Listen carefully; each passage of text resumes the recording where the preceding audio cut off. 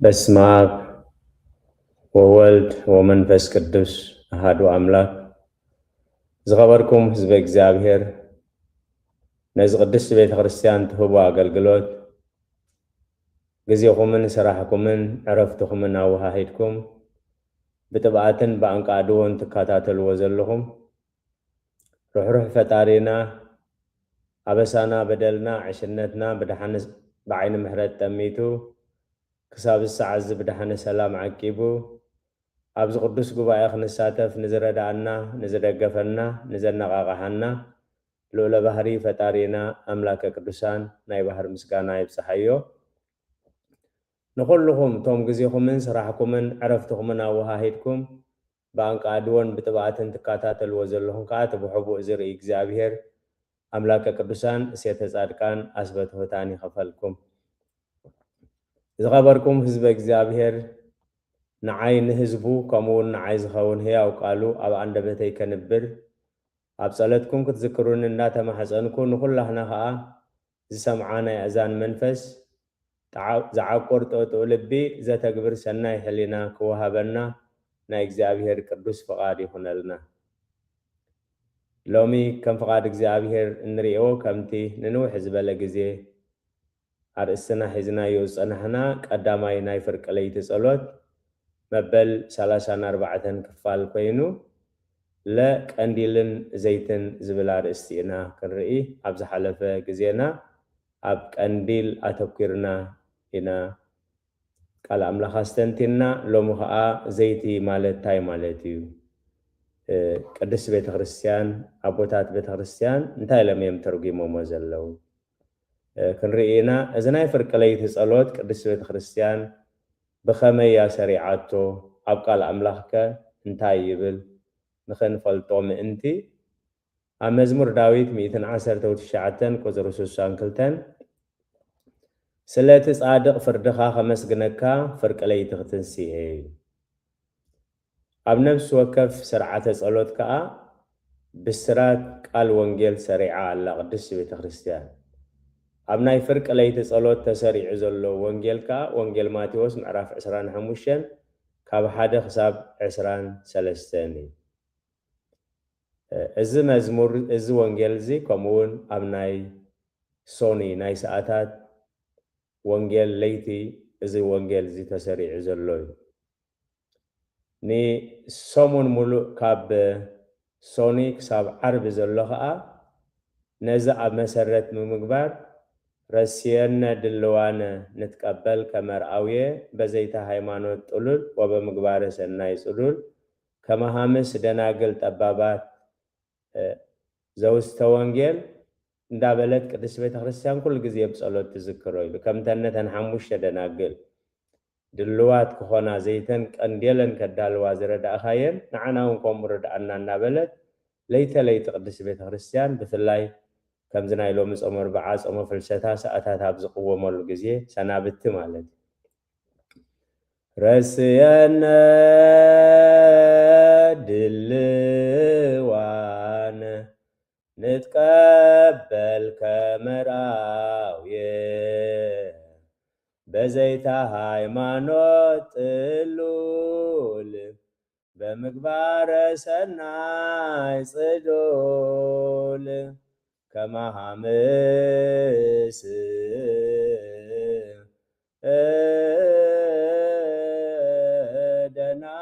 ደናግል ጠባባት ወፈጺመነ ኩሎ ዘውስተ ወንጌል ንኮን ጽዋአነ ለበዓል። ስለ ቃላቱ እግዚአብሔር ዝተመስገነ ይሁን። ከምተነተን 5 ለባማት ደናግል ድልዋት ኮይነን ናብቲ መርዓ ብቑዓት ክኾና ዝገበር ዝኽኣልካየን ሕጂ እውን ንዓና ናብቲ ሰማያዊ ናይቲ መርዓ ናብቲ ሓላል ገንሸል ዕድመ ናብኡ ድልዋት ክንከውን ብቑዓት ግበረና ዝብል እቲ ጸሎት ናይ ቅድስት ቤተ ክርስቲያን። እዚ ወንጌል እዚ ናልባት ነቶም ቅድሚ ሕጂ ዘይነበርና ዘይሰማዕናዮ ሰሚዕናዮ ግን ዘየስተውዓልናሉ ምእንቲ ክጠቕመና ክድግፈና ደጊመ ክንብበየ ብጸለትኩም ዘክሩኒ ወንጌል ማቴዎስ ምዕራፍ 25 ካብ 1 ክሳብ 13 ሽዑ መንግስተ ሰማያት ቀቀንዴለን ሒዘን መርዓዊ ክቕበላ ዝወፃ 10 ደናግል ትመስል ካባታተን ከዓ ተን 5 ዓያሱ ተን 5 ከዓ ለባማት እየን እተን ዓያሱ ቀንዴለን ወሲደን ዘይቲ ኣይተማላአን ተን ለባማት ገና መምስ ቀንዴለን ዘይቲ ኣብጥንአን ተማላአ መርዓው ምስ ደንጎየ ግና ኩለን ትኽስበላ እሞ ደቀሳ ፍርቅለይቲ ጭራሕ ምራሕ እንሆ ጭራሕ ምራሕ ኮነ እንሆ መርዓው ክትቅበላ ውፃ ዝብል ድምፂ ተሰምዐ ሽዑ ተንደናግል ኩለን ተንሲአን ቀቀንዴለን ኣዳለዋ ተን ዓያሱ ነተን ለባማት ቀንዲልና ክጠፍእ ኢሉ እሞ ካብ ዘይትኽን ግዳ ሃባና በለአን እተን ለባማት ከዓ ኣይፋልናን ንዓናን ንዓኻትክን እንደዘይኣኸለኸ ናብቶም ዝሸጡ ዳ ኺዳ እሞ ንርእስኽን ዓድጋ ኢለን መለሳለን ክዕድጋ ምስ ከዳት መርዓዊት መፀ ተንተዳልየን ዝፀንሓ ምስኡ ናብ መርዓ ኣተዋ ማዕፆ ድማ ተዓፅወ ድሓር ተን ዝተረፋ ደናግል መፅአን ጎይታይ ጎይታይ ክፈተና ኮታ በላ ንሱ ገና መሊሱ ብሓቂ ብለክን ኣለኹ ኣይፈልጠክንን የበለን እምበኣርሲ እታ ወዲ ሰብ ዝመፀላ መዓልትን ሰዓትን ኣይትፈልጡን ኢኹም እሞ ንቑሑ ስለ ቃላቱ እግዚአብሔር ዝተመስገነ ይሁን ተቐንዲ መልእኽቲ ናይዚ ርእስቲ እዚ እታ ወዲ ሰብ ዝመፀላ መዓልትን ሰዓትን ኣይትፈልጡን ኢኹም እሞ ንቑሑ ግብረ ሕማማት ናይ ረቡዕ ሻድሻይ ሰዓት ናይ ፍርቂ ለይቲ ዮሃንስ ኣፈወርቅ ነዚ ትርጓሜ እዚ ካብቶም ንዝተርጎሙ ቅዱሳን ኣቦታት እዩ ኣብዚ ወንጌል እዚ ከም ፍቓድ እግዚአብሔር ኣብ ዝሓለፈ ኣገልግሎትና ዝረኣናዮ ቁፅሪ 1 ምቕባል ሰማያዊ መርዓዊ ቁፅሪ 2 ምድንጓይ መርዓውን ድቃስን ቁፅሪ 3 ድንግልና ሕሊና ቁፅሪ 4 ዕሽነትን ልቦናን ሕጂ ቁፅሪ 5 ዝሒዝናዮ ዘለና ከዓ ቀንዴልን ዘይትን ዝኸበርኩም ህዝበ እግዚአብሔር ደጊመ ኣብ ጸለትኩም ክትዝክሩኒ እምሕፀን ለዘይቲ ዘይቲ ማለት እንታይ ማለት እዩ ኣብ ትርጓሜ ቤተክርስትያን ኣቦታት ቤተክርስትያን እንታይ ኢሎም እዮም ተርጉሞሞ ዘለው ስለዚ ዘይቲ ማለት ቀዳማይ እምነት ምስ ግብሪ ንጽህና ስጋ ምስ ንጽህና ነፍሲ ፍቅሪ ምስ ተስፋ ምሕረት ምስ ትዕግስቲ ጸሎት ብዘይቲ ምክሕቲ እተን ኣብ ቀንዴለን ዘይቲ መሊአን ዝጸናሓ ዝተባህላ ነዚአን 5 ነገራት ብግቡእ ዝፈለጣን ዝተረዳአን ናብራ ዝነብራሉ ዝነበራ እየን ብኣንጻሩ እተን ቀንዴል ገዚአን ዘይቲ ዘይነበረን ቀንዴለን ምብራህ ክበርህ ዘይከኣለ ቀንዴሉ ዘይበርህ ከዓ ናብቲ መርዓት ገንሸል ከኣቱ መሰል ስለ ዘይብሉ ዝተዓፅዋ ዝተኸልከላ ኣይፈልጠክን ዝተባህላ እየን ክደጉምኤ እዚ መልእኽቲ እዚ ኣብቲ በረኸቶም ይሕደረና መጋቢ ምስጢር መብራህቲ መባእ ንትርጓሜ ወንጌል ብትግርኛን ብግእዝን ካብ ግእዝ ናብ ትግርኛ ተርጊሞሞ ዘለው ኣብዚ ክንሪኦ ንኽእል ኢና ቁፅሪ 1 እምነት ምስ ግብሪ ቁፅሪ 2 ንጽህና ስጋ ምስ ንጽህና ነፍሲ ቁፅሪ 3 ፍቅሪ ምስ ተስፋ ቁፅሪ 4 ምሕረት ምስ ትዕግስቲ ቁፅሪ 5 ጸሎት ብዘይቲ ምክሕቲ ዘይቲ ዝበሃሉ እዚኦም እዮም እተን ለባማት ዝበሃላ ነዚአን ብዘይ ምትሕዋስ ብዘይ ምፍልላይ ብናብራ ዝነብራሉ ዝነበራ እየን ክደግሞኤ ከም ቅዱስ ቤተ ክርስቲያን ትርጓሜ ቅዱሳን ኣቦታት ዘይቲ ማለት ቀዳማይ እምነት ምስ ግብሪ ካልኣይ ንጽህና ስጋ ምስ ንጽህና ነፍሲ ሳልሳይ ፍቅሪ ምስ ተስፋ ራብዓይ ምሕረት ምስ ትዕግስቲ ሓሙሻይ ጸሎት ብዘይቲ ምክሕቲ ቁፅሪ 1 እምነት ምስ ግብሪ ዕብራውያን ምዕራፍ 11 ቁፅሪ 1 እምነት ገና ነቲ ተስፋ ዝግበሮ ነገር ርግጽ ምግባር ናይቲ ዘይርአ ነገር ምርዳእ እያ ሐዋርያ ቅዱስ ጳውሎስ እቲ ሰዓ ዝሓልፍ ቀሊልን ጸበባና ረዚን ሙሉእ ክብሪ የዳልወልና እዩ ምስ በለ ብደጋና እኳ እንተማህመነ ብውሽጥና ግና ኣብ ፀፅባሕ ኢና ንሕደስ ከመይ እቲ ዝርአ ሓላፊ እቲ ዘይርአ ግን نباري نحن خا أبت زير زي كونس أبت زر زي كونس أبت زير إنا نرئز لنا سلقالات وجزاء استمسكنا يهون حواريا يعقوب بزعبا وحدة أمنة قبرن كجلس كله أم معرف كلته خاب 23 جميرو إتا أبراهام نأملاخ أمونمو نصدق خوينو تقصرولو زبل صحف تفسمه فقور أملاهون تباهلي نأمنتو أب أملاخ أمينو نأمنتو بقبر فسيمو انتا عيت بقبر سفسمو كاب عد خاوصا كاب بيت سبكا تفلا نابت أنا زرئي كاب وتاخيد مستباهله كي وعلى خي حادره خم تجزابير زقبلو فسمين وصل 24 يعقوب معرف كلتا إنا سب بقبر خمس صدق بأمنت راي كم زي كونه ترئي لهم أبونا أبراهام نتعب شمقل النعز ولدون أي مبسع أولاد نيساق سوى علي مسبلو أيوة على أحدارة مقد سلسة معالت خيرو بتبعات بالحسيف أب كساد ودو زقمته نا إمنت نقبرنا بوي نعملاخ أمينة كالله كاب عد خاوصا تبلن لها أنا كن كاب عديك وصا عيدلني أنا أمنكاي جن أنا خابا باقي كم تناي قدم منبر يساق ودا يحردل كاني عند زبلو عرك اغزابير فصومنا اغزابير اي مخونن ازيوم كابتم ناي عبيتنا امنت سبات يوم قصر 25 يعقوب معراف كلتا ينازلنا كومو ارهاب اتا امنزرا نتوم لؤخات مستقبلتهم بخال مقدون مسوزاتهم بقبردو اي صدقتن رأب توم سليتي نابيتا مسمسو نتي ناتاتهم تلؤخو نتي ناتاتهم أملاخ أمينة بقبري زقبرتو نقرقن نتوم لؤخات مستقبلتهم بتقببن بمستوعالن اتو مسبولو نابيتا مسكر النتهبا نابزبان نحس أوسيا انتاتيع كدينة اتوم سبات ككاتاتلوهم سلسانعو أغايش نابيت كأتيم نيرو مسبلوا أتيم وقن زاد اليوم غيرون كيدون وسيم بزخ ترخبوا منكم إلى أفانيا سلسة معالتنا مقبت مريحنا تازر آيات الساتهم كأ أزز عتنا يوقال كدان دزيت أليمكي إحنا هنا نتألمني نايلوم قال كدان آتيوم لا نفسان سدر أنا دحنا إن حقونا إيسوس كريستوس كتكون بقيعة وانجيلاويان أب حرق ولو دوغيت إس كريستوس مزجيبو ما اللو سلازي خا خموخ أرهاب اتا أمنزرا نتوم لأخات مستقبلتهم بخالق مقدون مسلساتهم بقبري دو أي صدقتن باركة وزر 20 سقا بزي منفس سقا بزي منفس موت كم زخانة كمون امنت بزي قبري موتي إياه سلقالاتو بزابير زتمسقنا يهون سلازي اتي آمينة دهينة زبل أبها هلا بقال إغزابير مسرت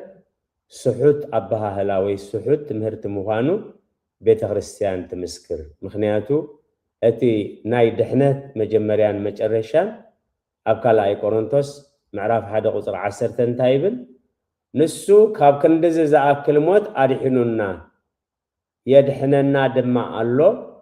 ندحرايون كم زدحننا بؤو تسفى نقبر اللون أدحنونا يدحننا الله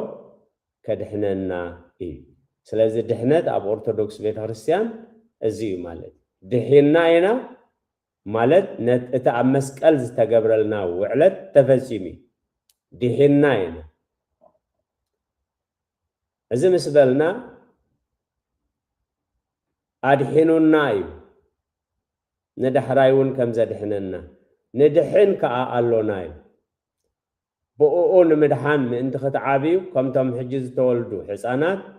نتحواس زي بلو منفساو صبا بها قوي بالهواري قدس يطرس اب قداماي ملأختو معراف كلتا وصل خلتا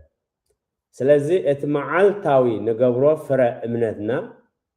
فرا منفس قدس ازخاء ندحنا لنا معالتاوي بؤون مدحان من انت ختعابيو مدحان زعب نجارات كم معلتنا معلت خاب سجانا بسجا زعب نجاراتي مال كندحنينا تبلكا أبتاو ناي مودة ساعات أتوم ناي أبوي بروخات أموناتن حياوتن أبحيدت أمونات كونكم يخمو ناب بزح كشموكم أب حقوس قويتاهم أتو تبل إذا أوايزيا أمن برفردت أتو مسبلنا نسمعها إذا آخر نسمع عند زي بقعنا خاء بأنصارو خابز خمس سورنا رقمات كفاءاتن هكاياتن نابتن سيطان نملأوتن زتدالوه نايزل علم سقاي زبل يخاب أفق زابير كويس مستوم نايبوي بروحاتن حيواتن زبلو بسرات سمعو مساعتهم بقعات يقبرنا كالاي نسهلنا سقا مس نسهلنا نفسي ماتيوس حموشة قطري شمانتا صوريات لبي نعمله كريئي ويأمومو بصعانيهم صوريات لبي نعمله كريئي ويأمومو بصعانيهم نابزخب كعنا يا أبتناي نسحاز ألوتنا مزمور داويد 51 كاب قطر 10 تجميرون تايزبل وأملاخ صوري لب فتر الليك ونوع منفس كا أوش أحدث كاب قد مقاس كاي تدربيني قدس منفس كاي تقدفني حقوس مدحان كامل سلي بفقادنيا منفس وندقفني وأملاخ صوري لب فتر الليك مزمور داويد 24 قطري 3 نابكرن እግዚአብሔር ዝድይብ መንዩ ኣብ ቅዱስ ቦታኡ ዝቕመጥ ከመኒ እቲ ንጹህ ዝኣዳውን ንጹህ ዝልቡን ነብሱ ናብ ከንቱ ዘይልዕል ብጥበራ ዘይምሕል ሰብ እዩ ንጹህ ዘእዳው ንጹህ ዝልቡ እቲ ንጹህ ዘእዳውን ንጹህ ዝልቡን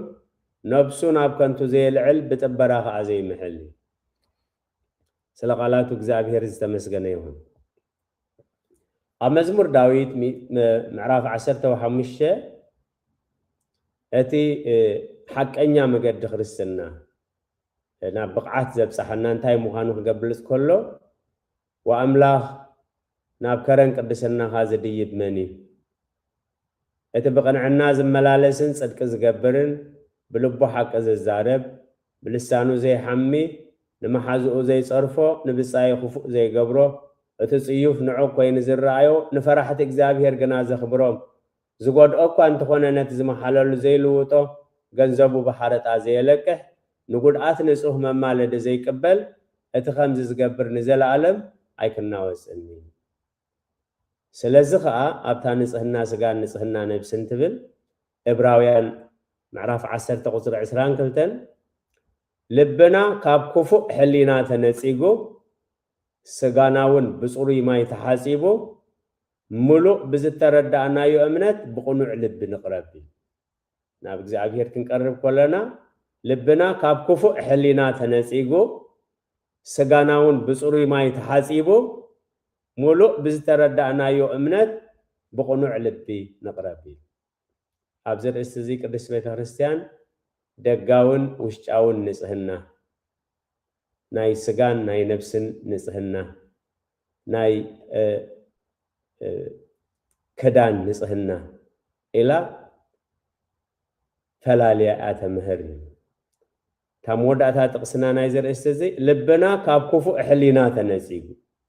تي وأملاخ صوري لب فتر اللي زبل سجاناون بصوري ما يتحاسبو ملوء بزتردانا يؤمنت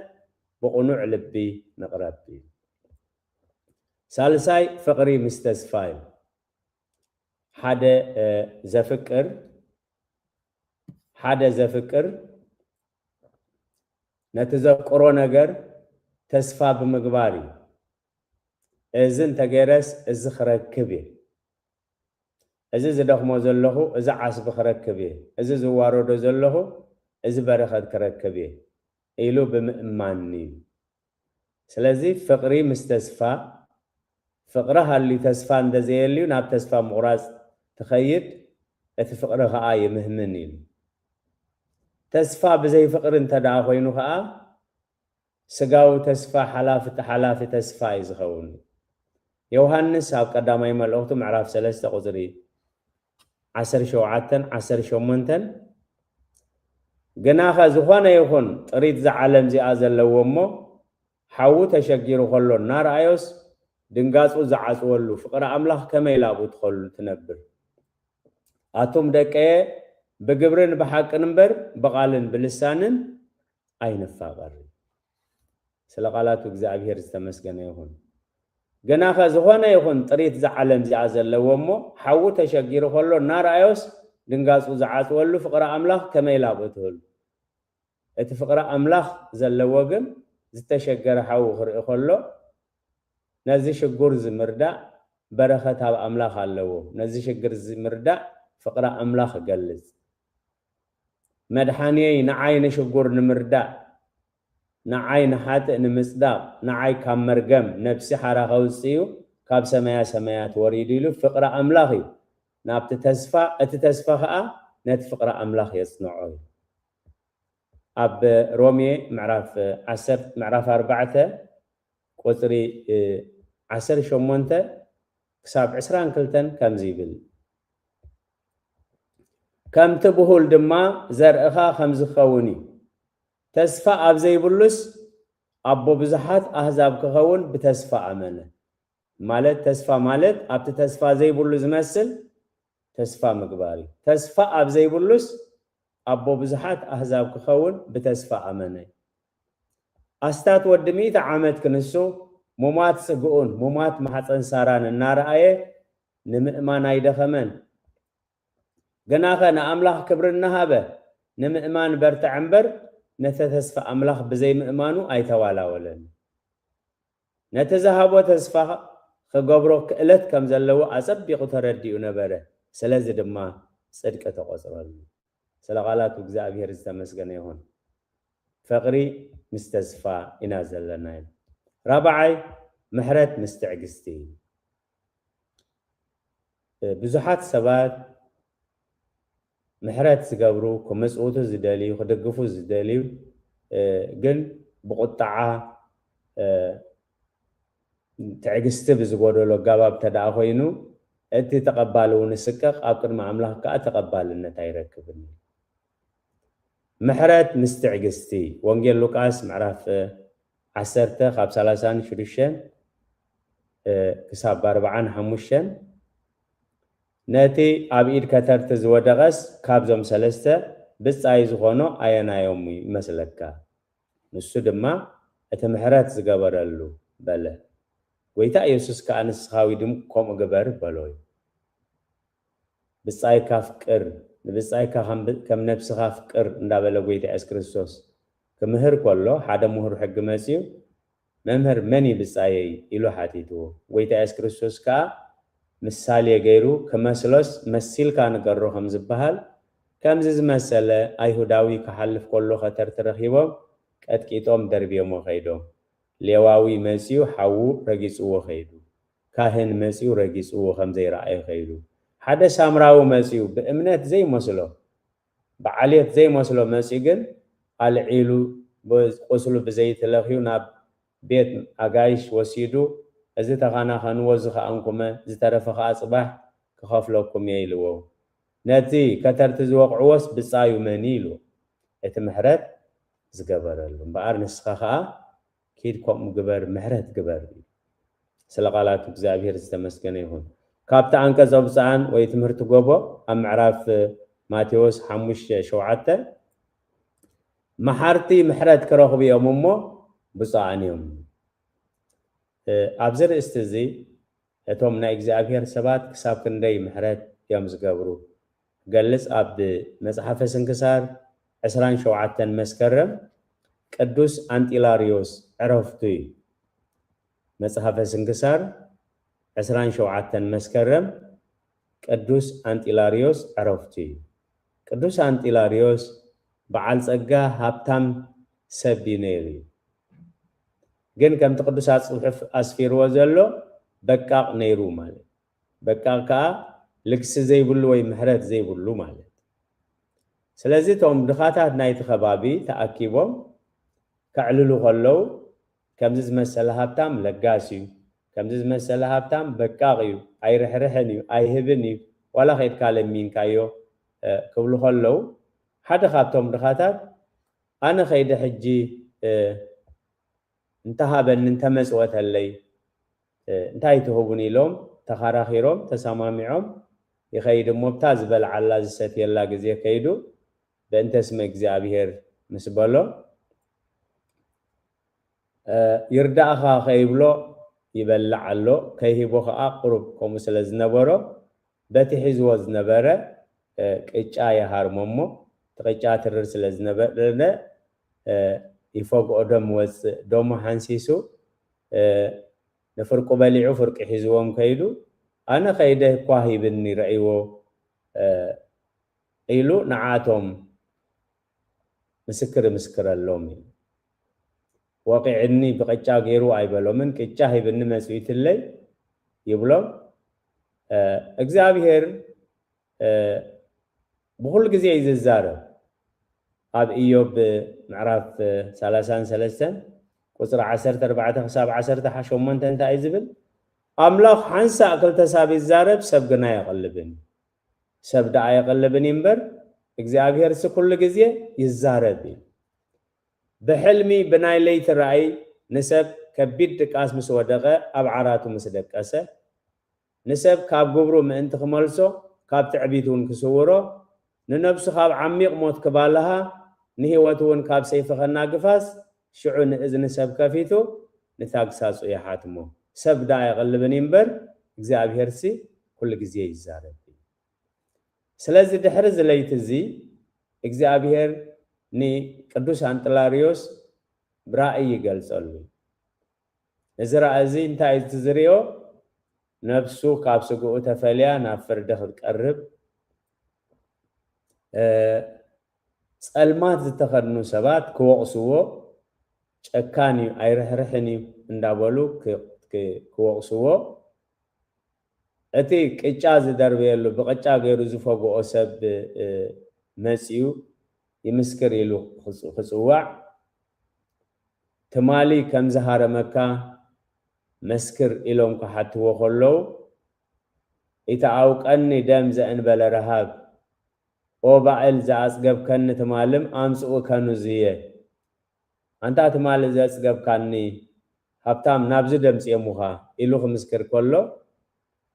መዓስ መግቢ ሂብካ ዘይሃሪምካ እዩ ምስ በልዎ ኢተኣውቀኒ ደም ዘእንበለ ረሃብ ከም ዝበለ ነዚ ረኣይ ምስ ረኣየ እንጢላሪዮስ ንግሆ ብር ምስ በለ ሕልሚ ይኸውን ለካ እዛ ዘይትጠቅም ኣነ ብዓስዓስታ ዝደርቦ ኩሉ ክንልዚ ትጠቅምቲ ኮይናሲ ኩሉ ንብረተይ ንድኻታት ክህብ ኢሉ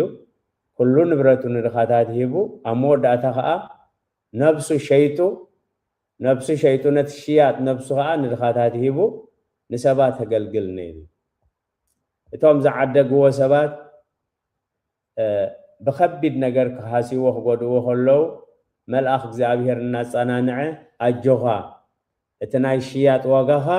ኣብ ኢደይ ኣሎ እንዳበለ የተባብዖ የፀናንዖ ከም ዝነበረ እዩ ካብ መዓልታት ሓደ መዓልቲ ግን ዝፈልጥዎ ደቂ ዓዱ ናብቲ ተሸይጡ ብግልያ ኮይኑ ዘገልግሎ ዘሎ ቦታ መፅዮም እዚ ቅዱስ እንጢላሪዮስ ዝበሃል ዓብ ናይ ኣምላኽ ሰብ እዩ ንብረቱ ኩሉ ንድኻታት ሂቡ ሸይጡ ንነብሱ እውን ከምዚ ኢሉ ሸይጥዋ ኢሎም ምስ ተዛረብሉ ካብ ውዳሴ ከንቱ ክሃድም ካብቲ ገዳም ክወፅእ ናይቲ ገዳም ሓላዊ ዘይሰምዕ ፀማም ዘይዛረብ በሃሚ ነይሩ ክስቶ ክፈተንባ ምስ በሎ ሰሚዑ ከፊትዎ ወፅዩ ማለት ናበይ ከይዱ እንጢላሪዮስ ምስ በሉ እቲ ተዛሪቡ ዘይፈልጥ በሃም እቲ ዘይሰምዕ ዝነበረ ፀማም ተዛሪቡ እቲ ዋርድያ ናይቲ ደብሪ ንዓይ ከምዚ ኢሉ ሓቲትኒ ከፊተዮ ለይቲ ከምዚ ኢሉ ወፅዩ ኢሉ ብድሕሪኡ ኣብ መምሃሪ ክኸውን ኣብ መፅሓፈ ስንክሳር ከምዚ ፀሓፍ ተገይሩ እዩ 27 መስከረም ታሪክ ቅዱስ አንጢላሪዮስ እዩ ስለዚ እግዚአብሔር ኩሉ ግዜ ይዛረብ ሰብ ግና ኣይቀልብን ኣብ መጀመርያ በቃቕ እኳ ተነበረ ዘይርሕርሕ እኳ ተነበረ እግዚአብሔር ብራእይ ምስ ገለፀሉ ግን ነቲ ራእይ ተረዲኡ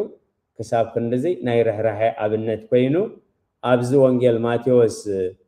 መሓርቲ ምሕረት ክረኽቡ እዮም ዝብል ኣብ ታሪኹ ተፃሒፉሉ እዩ ስለዚ ምሕረት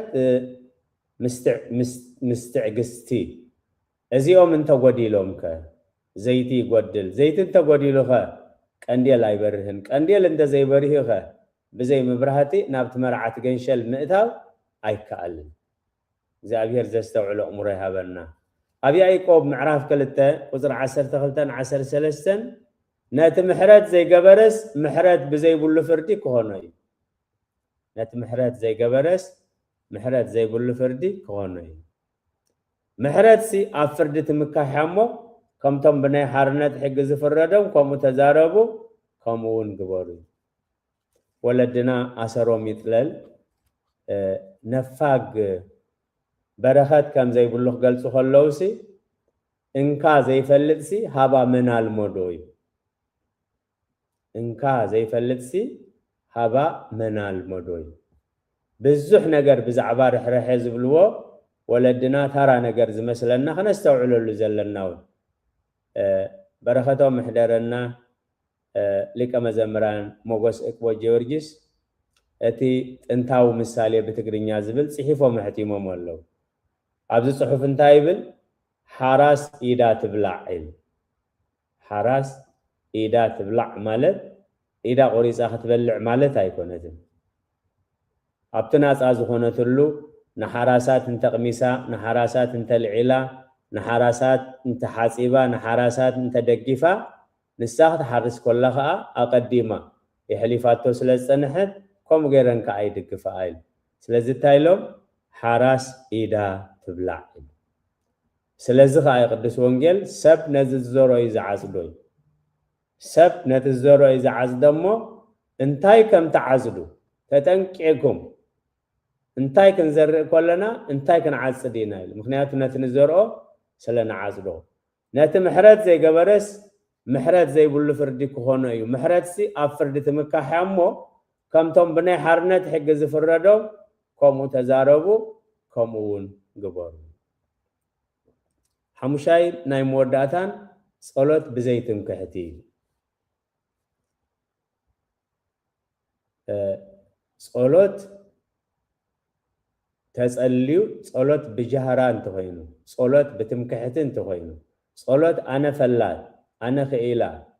انا ترايه نعي تراي سمع كم ذا عينت حسابات انت داهليو كي تجمره كله ودق زخوني ابو انجيل لوقاس غويتانان مدحنا يسوع كريستوس معراف 10 وشمونته قصريت شعته 7 4 وانجيل لوقاس معراف 10 وشمونته قصريت شعته 7 4 رؤسو زلعل كله يوارد رؤسو زتحت قنا لعل يبليمو اذا حلفات صديقو نابيت خمس ورده ابلكم اللهو اتفريساوي دويل بلبو واملاخ ابسستمون كلتا معلت تصوم كاب كل غنزبي كعشره وص كمتم قالوت سبات كترتي عمزتي زموتي وي كم تغاوز سلازي كونكو امسغنك الله يلو صلي زس الله ديو እግዚአብሔር ዘስተውዕል ሙራይ ሃበና እተተጋው ገና ካብሩ ሕቅ ደዊሉ ንዓይነ ሓጥ መሐረንና በለ አፍሎብ ይወቅዕ ነበረንበር አይኑ ናብ ሰማይ ቋሕ ከብልኳ አይደፈረን ስለዚህ ይሉ ቃል አምላክ ስለዚህ እተ ሐለፋቲ ጸዲቁና ቤቱ ተመልሰይ ስለዚህ ናብ ሰማይ ክትምት بايغبانن يلو نابيت مقدس كاتو ناي دفرن لبنا وقع نعين حات مهارن نعين حات كل غزي قدسانا بوتاتنا قداسي قدك مرحو خلو ليتني لهات غبرك نعين حات باريخا خا مهارني نابلو يصلي بعيني بزراهو خا فوبشنودا كقدسو خلو ابزار استزي اخبصحو خلو كينبعو اي حلفون يوم اتوم بعين زراخمو خا مسكروته عليهم ارحمني لاني العبدك الخاطئ نعي نحات باريخا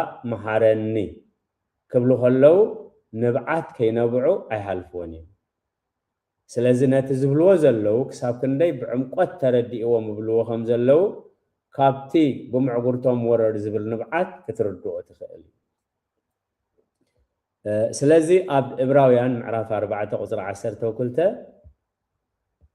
ክሳብ 13 ቃል ኣምላኽ ሕያውን መስለጥን እዩ እሞ ካብ ክልተ ዝኣፉ ሰይፊ ዝበልሕ እዩ ነፍስን መንፈስን መፈላለዩ ኣካላትን አንጉዕን ክሳዕ ዝፈላለ ዝሰጥም ኣብ ምሕላልን ሓሳብ ልብን ከዓ ዝፈርድ እዩ እቲ ጸብጻብ እንህቦ ከዓ ኣብ ቅድሚ ዓይኑ ኩሉ ጋህ ዝበለን ቅኑዕን እምበር ኣብ ቅድሚኡ ዝሕባእ ፍጡር የልቦን። ስለ ቃላቱ እግዚአብሔር ዝተመስገነ ይሁን። ስለዚ ናይ ድሕነት ጉዳይ ብሸለልትነት ዝርድአ ጉዳይ ኣይኮነን። እንሓስቦ እንዛረቦ እንገብሮ ኩሉ ምንቅስቃሳትና ምስ ድሕነትና ዝተሓዘ ንድሕነትና እንዳዘከርና እዚ ዝሓስቦ ዘለኹ ሓሳብ ንድሕነተይ ይኸውን እዚ ዝዛረቦ ዘለኹ ክዛረቦ ወጢነዮ ዘለኹ ንድሕነተይ ይኸውን እዚ ዝገብሮ ዘለኹ ምንቅስቃስ ንድሕነተይ ይኸውን ምክንያቱ ነብስና ከየድሓና ንኻልኦት ከነድሕን ኣይንኽእልን ኢና እቲ ጸብጻብ እንህቦ ኣብ ቅድሚ ዓይኑ ኩሉ ጋህ ዝበለን ቅኑዕን እምበር ኣብ ቅድሚኡ ዝሕባእ ፍጡር የልቦን። ዕብራውያን 4:13 እቲ ጸብጻብ እንህቦ ከዓ ኣብ ቅድሚ ዓይኑ ኩሉ ጋህ ዝበለን ቅኑዕን እምበር ኣብ ቅድሚኡ ዝሕባእ ፍጡር የልቦን። ስለ ቃላቱ እግዚአብሔር ዝተመስገነ ይሁን። ስለዚ ብዛዕባ ዘይቲ ምዝራብ ብዛዕባ ዘን ሓሙሽተ ለባማት ምዝራብ ብዛዕባ ዘን ሓሙሽተ ዓያሹ ምዝራብ ንምንታይ ዘድሊ ዘሎ እዩ ጎይታናን መድሓኒትናን ኢየሱስ ክርስቶስ ንምንታይ እዚ ብምሳሌ የሚሄድዎ እዩ ጣዕሚ መንግስተ ሰማያት ጸጋን ክብርን ቅዱሳን ምረረ ገሃነመ እሳት ስቃይ ረሲአን ዘኪርና ካብ ሸለልትነት ወፂና ካብቲ እግዚአብሔር ዘይከብረሉ ነገር ወፂና እቲ እግዚአብሔር ክንገብሮ እንደልዮ ዝደልዮ ዝጽበዮ ገርና ተዳሊና ክንጸንሕ እሞ ኣብዚ መሬት ዝብዛ ዓለም ዝብዛ ሓላፈ ዓለም ኣብ ህይወትና ኣብ ገዛና ኣብ ስድራና ኣብ ሓዳርና ኣብ ህዝብና ኣብ ቤተ ክርስቲያንና ቅዱስ ታሪክ ገዲፍና ክንሓልፍ ኣብቲ ዝመጽእ ዘለዓለማዊ ህይወት ከዓ ኣብ ደብረ ጽዮን ምስቶም ቅዱሳን ምስቶም ክዳውንቶም ብደም ትገንሸል ሓጺቦም ዘጻዕደው በቲ ብርቱዕ ጸበባ ዝሓለፉ ቅዱሳኑ ንኽንጽምበር እዚ ዕላማ እዚ ነዚ ስለዚ ምናልባት ቶም ድሕር ኢልኩም ዝኣተኹም ናይ ሎሚ ርእስትና ዘይቲ ዝብል ኮይኑ ዘይቲ ከም ትርጓሜ ቅዱስ ቤተ ክርስቲያን ቀዳማይ እምነት ምስ ግብሪ ካልኣይ ንጽህና ስጋ ምስ ንጽህና ነፍሲ ሳልሳይ ፍቅሪ ምስ ተስፋ ራብዓይ ምሕረት ምስ ትዕግስቲ ሓሙሻይ ጸሎት ብዘይትንክሕቲ ነዞም ስነ ምግባራት ዝሓዙ ዘይቲ ኣብ ቀንዴሎም ዝመልኡ ዘይተን ኣብ ቀንዴለን ዝመልኣ ለባማት ደናግል ይበሃሉ ስለዚ ህዝቢ እግዚአብሔር ምስቶም ለባማት ደናግል ምስተን ለባማት ደናግል ክንከውን ዲባህገና ድልየትና ሓሳባትና ምክንያቱ መጀመርያ ሓሳብ ይዝጅምር ራእይ ይዝጅምር ነዚ ረኣኻዮ ራእይ ነቲ ዝሓሰብካዮ ሓሳብ ኣብ ቅድሚ እግዚአብሔር ቅኑዕ ምዃኑ ምርግጋጽካ ሽዑ መሰረጋገጽና ኣብ ቅድሚ እግዚአብሔር ቅኑዕ እዋኑን ግዜኡን ቅቡሉን ምዃኑ ምስ ፈለጥና ከዓ ነተግብረሉ ሓይሊ ክወሃበና ናብ እግዚአብሔር ምጽላይ ምክንያቱ ኣብ ትንቢት ኢሳያስ 32 ቁጽሪ 8 እንታይ ኢሉ ኣሎ ክቡር ሰብ ገና ክቡር ሓሳብ ይሓስብ ኣብ ክቡር ነገር ከዓ ጸኒዑ ይነብር ምሕሳብ ጥራይ ኣይኮነን ክሳብ መወዳእታ ምጽናዕካ የድሊ ክቡር ሰብ ገና ክቡር ሓሳብ ይሓስብ ኣብ ክቡር ነገር ከዓ ጸኒዑ ይነብር ስለ ቃላቱ እግዚአብሔር ዝተመስገነ ይሁን ቅዱስ ፈቃዱ ኮይኑ ዘይግባአና ክነስና ከም ዝመሰለ ኣፍ ደገ ኣገልግሎት ስለ ዝኸፈተልና ልዑለ ባህሪ ፈጣሪና ኣምላከ ቅዱሳን ናይ ባህር ምስጋና ይብጽሓዮ ኩልኹም ቶም ግዜኹምን ስራሕኩምን ዕረፍትኹምን ኣዋሃሂድኩም ብጥማትን በኣንቃድውን ትከታተልዎ ዘለኹም ከዓ ትብሕቡእ ዝርኢ እግዚአብሔር ኣምላከ ቅዱሳን እሴተ ጻድቃን ኣስበትሆታን ይኽፈልኩም ንጉስ ሰላም ኣምላኽ ሰላም ንሃገርና ንጎረባብቲ ሃገርና نزن نبرلن زلنا أهجر نقول عالم نبار سلام كوردلنا قدس فقادي يخنلنا سأجاب ويتانا مدحنينا يسوع كريستوسن فقرأ أملاخن حبرت منفس قدسن أبصرها سيون أبلع القدسان أبوتاتنا هواريات كم زوردة حجون أبلع لين أبلع كلهم من عسفن دربن كوينيرد سلغالاتو زاغير استمسغنا يهون